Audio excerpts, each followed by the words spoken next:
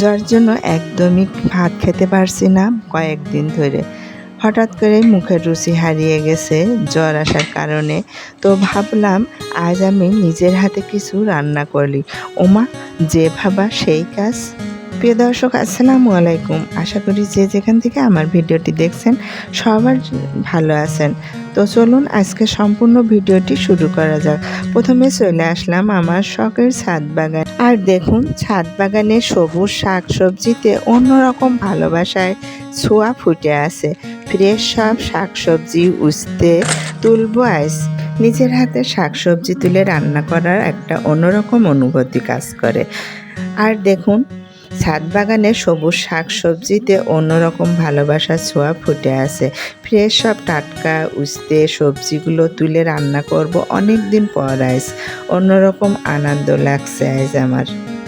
মনে হচ্ছে বহুদিন পর সবুজ শাক সবজির ভিতরে নিজেই হারিয়ে গিয়েছি। দেখুন কতটা ভালো লাগছে চারপাশে। তো বাসায় এসে আমি উস্তেগুলো কেটে নিচ্ছি, দেখতে পাচ্ছেন। বহুদিন পর আজকে তৃপ্তি সহকারে ভাত খেলাম আলহামদুলিল্লাহ। এই উস্তের রান্নাটা করে আপনারাও এইভাবে রান্না করে উস্তে দিয়ে ভাত খেতে পারেন তৃপ্তি সহকারে। তো চলো আজকে আমরা কিভাবে রান্নাটা করলাম উস্তে পুরো রেসিপিটি আপনাদের সাথে শেয়ার করব। তো এইভাবে কেটে নিব ছোট ছোট চিকন চিকন করে। চিকন চিকন করে কাটার পরে আমরা রান্নাটা করে নেব। তার জন্য প্রথমেই আমরা চুলায় কড়াই বসিয়ে মাছ ভেজে নিব। আজকে আমি উস্তে রান্না করব বাটা মাছ দিয়ে।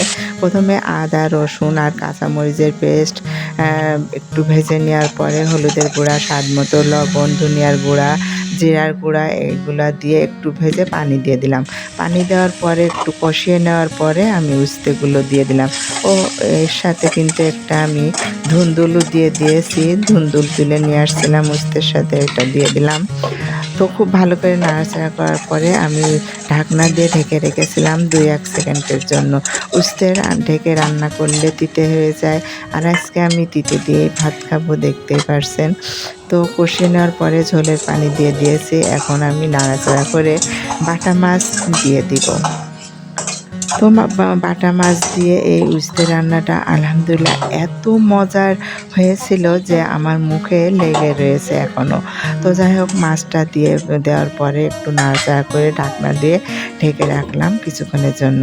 তো আলহামদুলিল্লাহ আমি ভাত একদমই ঝোল রাখিনি, তরকারিতে পোড়া পোড়া চচ্চড়ি করে নিয়েছি, দেখতেই পারছেন।